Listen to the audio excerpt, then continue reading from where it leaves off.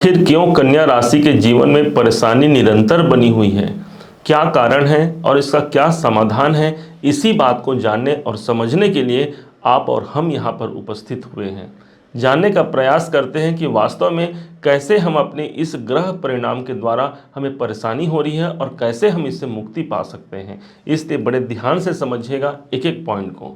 सबसे पहला जो पॉइंट है वो है सभी के सभी 9 ग्रहों का गोचर प्रभाव हमारे जीवन पर पड़ता है।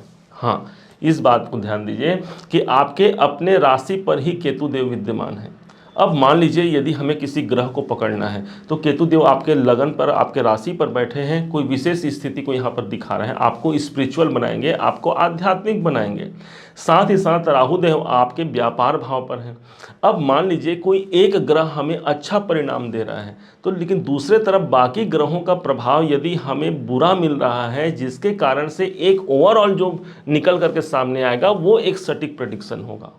आप जितना YouTube में देखते हैं, कितने लोगों का, हजारों ज्योतिषी भरे पड़े हैं YouTube में जो अपने अपने माध्यम से ग्रहों का विश्लेषण आपको दिखाते हैं, परंतु ध्यान देना होगा वहाँ पर सिर्फ एक ग्रहों की विश्लेषण होती है या 2 या 3 ग्रह को हम पकड़ लेते हैं, लेकिन भाई 9 ग्रह हैं जो एक महीने को प्रदर्शित करते हैं। भगवान सूर्य की स्थिति कहाँ चल रही है वो आपके एक महीने को दिखाएगा। अब यदि आप निरंतर आप किसी बाधा से, किसी परेशानी से जूझ रहे हैं तो आपको यही ध्यान देना होगा कि 9 ग्रहों का प्रभाव मिल रहा है, कहीं पर हमें शुभ, कहीं पर अशुभ परिणाम हमें प्राप्त हो रहे हैं। इसकी ज़्यादा क्लियरिटी आपको आने वाले टॉपिक में और हो पाएगी। दूसरा जो पॉइंट है देवगुरु बृहस्पति का वक्री अवस्था पर होना। पिछले सितंबर महीने से देवगुरु बृहस्पति वक्री अवस्था में चल रहे हैं और आपके अष्टम भाव पर। वक्रत्व अवस्था में गुरु का आना परेशानी भाव पर बैठे हैं, अष्टम भाव पर, इसलिए कई प्रकार से परेशानियों को हमने सामना किया, कई प्रकार से रुकावटों का हमने सामना किया। हम चाह रहे हैं हमारा ट्रैक सही बैठ जाए, तो अब तो भाई देवगुरु बृहस्पति मार्गी हो गए हैं 2024 में, लेकिन उसके बाद भी हमारे जीवन में परिवर्तन नहीं हो रहा है। तो ये समझिए कि अभी परिवर्तन होना है। कारण इसका ये है कि परिवर्तन भाव पर ही तो देवगुरु बृहस्पति विद्यमान है और साथ ही साथ सभी 9 ग्रहों के द्वारा जो कैलकुलेशन निकल करके आएगा वो आपकी सटीकता को प्रदर्शित करता है। तीसरा जो पॉइंट होगा वो होता है शनि देव। शनि देवता हमारे धैर्य की परीक्षा लेते हैं और आपके छठे भाव पे हैं।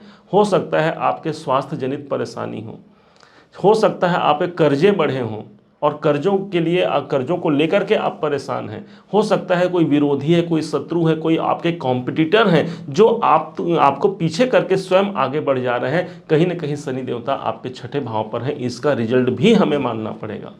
परंतु शनि देवता हमारे जीवन में धैर्य के कारक माने गए हैं। हमें धैर्य रखना, हमें पेशेंस रखना है अपने जीवन में आगे बढ़ने के लिए, और जो इस अग्नि परीक्षा को पूर्ण कर लेगा वही अपने जीवन में सफलता और अपने जीवन में श्रेष्ठ पद की प्राप्ति कर पाएगा। इस बात को भी आप समझिएगा। इसलिए हमें धैर्य रखने की आवश्यकता है। पूरे 30 साल बाद शनि देवता का गोचर आपके छठे भाव पर है। नौकरी के दृष्टिकोण से आपके जीवन में परेशानी नहीं हो सकती, और यदि परेशानी आ रही है इसका मतलब हमें कोई पका हुआ फल प्राप्त होगा। फल भी हमें कब मीठा लगता है? जब फल पक जाता है। यही है शनि देवता, हमें पकाते हैं, हमें कई प्रकार से अपने जीवन में संघर्ष देते हैं, उसके बाद जब वो सोना निखर करके सामने आता है तब जाकर के उसमें चमक आती है, और यही चमक आपको समझना होगा। राहु और केतु, हमने देखा कि राहु आपके सप्तम में है। राहु को यदि यूज़ कर लिया जाए तो राहु व्यापार के दृष्टिकोण से दसम भाव से दसम भाव होने के कारण आपके कैरियर के दृष्टिकोण से बहुत इंपॉर्टेंट हाउस पर है। लेकिन दूसरी तरफ राहु भाई नैसर्गिक रूप से एक दानव ही तो है, एक राक्षस ग्रह होने के कारण कई बार हमें अपने जीवन में, दाम्पत्य जीवन में अशांति इस समय पर देखने को मिल सकती है। कई बार हमारे करियर में, हमारे जॉब में एक निरंतरता नहीं बन पा रही है, परिवर्तन होना या बार बार चेंज होना, या फिर उसी में हमको विशेष फल की प्राप्ति ना हो पाना, एक नेम फेम ना बन पाना। तो आपको समझना है कि सभी ग्रहों के द्वारा हमें कौन से परिणाम मिल रहे हैं, और सबसे जो इंपॉर्टेंट होगा, जो चतुर्थ पॉइंट है, वो होता है आपके बर्थ कुंडली। आपके बर्थ चार्ट में मान लीजिए ग्रहों की स्थिति प्रतिकूल है। अब यहाँ पर आपको ज्योतिषी बता रहे हैं कि आपके जीवन पर ये हो जाएगा, वो हो जाएगा। भाई कहाँ से होगा? 100% प्रेडिक्शन तभी निकल करके आता है जब आपके बर्थ कुंडली में, आपके जन्म कुंडली में इस ग्रह गोचर को मैच किया जाए। आप ये समझिए आपके पास 2 फोटो है, एक फ़ोटो आपकी बचपन की फ़ोटो है और एक फ़ोटो आपके वर्तमान की फ़ोटो है जब आप ये वीडियो देख रहे हैं। वर्तमान की फ़ोटो ये है और बचपन की फ़ोटो आपकी जन्म कुंडली है। दोनों को जान करके, दोनों को समझ करके एक सही प्रेडिक्शन निकाला जा सकता है। मान लीजिए आपके जन्म कुंडली में राहु की दशा चल रही है या कोई भी बुरे ग्रह की दशा चल रही है और राहु वहां पर आपके लिए शुभ फल नहीं दे रहा है, तो लाख प्रयास करने के बाद भी हमारे जीवन में परेशानी का अंत नहीं होगा। आपको काम करना है जन्म कुंडली के माध्यम से, अपने ग्रह गोचर को मिला करके आप एक अनुकूल एक समय निकाल सकते हैं कि हाँ भाई, ये इस कारण से मुझे परेशानी है और यहाँ तक मेरी परेशानी चलेगी और कैसे उस परेशानी से मुक्ति पाने के लिए मैं क्या उपाय कर सकता हूँ। हम रत्न पहनते हैं, कोई भी रत्न धारण कर लिया, किसी ने कुछ कहा, किसी ने देखा, पहन लिया, लेकिन कभी नहीं एक रत्न आपके जीवन को बना सकता है और एक रत्न आपके जीवन को बिगाड़ सकता है। इस बात को भी ध्यान दीजिए। तो इस कारण से किसी विशेष जानकार ज्योतिषी से एक परामर्श लीजिए, जिसके माध्यम से आप अपनी कुंडली का विश्लेषण करा करके एक सटीक प्रतिफल को प्राप्त कर सकते हैं, सटीक परिणाम को ला सकते हैं अपने जीवन में। हम कभी नहीं बोलते कि आप हमसे परामर्श लीजिए, आप हमारे अनेक वीडियो निकाल करके देख लीजिए, न ही हमारा फ्लैश होता है कोई नंबर कि आप इस नंबर पे कांटेक्ट कर सकते हैं। इसका मुख्य कारण यही है, हम नहीं चाहते कि हम आपसे किसी प्रकार से कोई शुल्क लें और आपको आपके जीवन में प्रेडिक्शन दें। हम तो यही चाहते हैं कि एक सकारात्मक प्रभाव आपको बताना चाहते हैं। अपने हमारे तमाम जितने वीडियो आप उठा के देख लीजिए, उसके माध्यम से आपको एक न एक सूचना जरूर प्रदान करते हैं, भाई राहु आपके सप्तम भाव पर है, आपको ऐसा करना है। जैसे अभी वर्तमान में राहु आपके सप्तम भाव पर गोचर चेक कर रहे हैं, मतलब बिजनेस में एक बहुत बढ़ोतरी का एक सूचक आप देख सकते हैं, कैरियर में बहुत बड़े बढ़ोतरी के सूचक देख सकते हैं। कैसे होना है वो टॉपिक इस वीडियो का नहीं है, वरना ये वीडियो बहुत लंबा हो जाएगा। पांचवा जो इंपॉर्टेंट है, हमारे इष्ट देवता की कृपा हमें प्राप्त होने में विलंब जब लगती है, तब हमारे जीवन में हमारे अंदर, हमारे मन में एक कमजोरी आ जाती है। हम सोचते हैं निरंतर हम मेहनत कर रहे हैं, निरंतर प्रयास कर रहे हैं, पूजा कर रहे हैं, जाप कर रहे हैं, दान पुण्य कर रहे हैं, उसके बाद भी हमारे जीवन में कोई सफलता नहीं आ रही है। हम बस हाथ पे हाथ धरे बैठ जाते हैं और यहीं पर हम गलती कर जाते हैं। याद रखिएगा, हमारे भगवान, हमारे जो बड़े हैं, एक प्रणाम अनेक परिणाम मिल सकता है, इस बात को समझिएगा।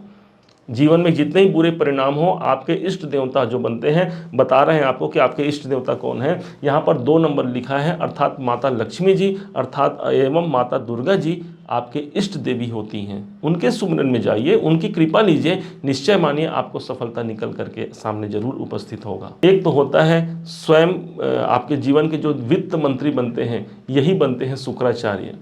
धन की बढ़ोतरी चाहिए आपको, अपने पारिवारिक जीवन में सफलता चाहिए, बैंक बैलेंस बढ़ाना चाहते हैं, दूसरे भाव को मजबूत कर लीजिए, वीनस को मजबूत कर लीजिए और आपके ये भाग्याधिपति भी बनते हैं। माता लक्ष्मी के कनक धारा स्तोत्र का पाठ आप कर सकते हैं, श्री सूक्त का पाठ आप कर सकते हैं। इन पाठ के माध्यम से आप अपने शुक्र को स्ट्रांग बना सकते हैं, लक्ष्मी जी को आकर्षित करा सकते हैं अपने जीवन में। नारियों का सम्मान करना सबसे बड़े आपके धन को, प्रतिष्ठा को बढ़ोतरी करने का एक सूचक होगा।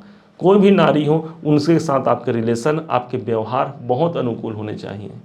दूसरी तरफ से आपकी इच्छाओं को पूर्ति कराने के लिए, कोई भी इच्छाएं हैं यदि आपके जीवन में और उस इच्छाओं की पूर्ति में यदि बार बार विलंब हो रहा है, बाधा हो रहा है, हम परेशान बने हुए हैं, पकड़ लीजिए आपके एकादश भाव को, जिसके स्वामी बनते हैं चंद्रमा।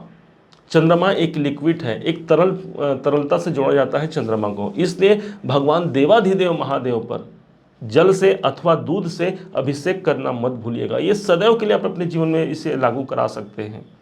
ओम नमः शिवाय के मंत्रों से कर लीजिए। आपकी इच्छा जो भी जिस मंत्र से है, उस मंत्र से भगवान शिव को आप जल देना मत भूलिए। ये आपके बहुत से कार्य को संवार जाएंगे, क्योंकि भगवान देवाधिदेव की आराधना से वैसे भी हमारे कार्य सिद्ध होंगे और दूसरी तरफ से चंद्रमा के दोष या चंद्रमा से जड़ित जो आपके इनकम भाव के स्वामी हैं, कहीं ना कहीं विशेष इनकम निकाल करके आपके जीवन में आपको दिला सकते हैं।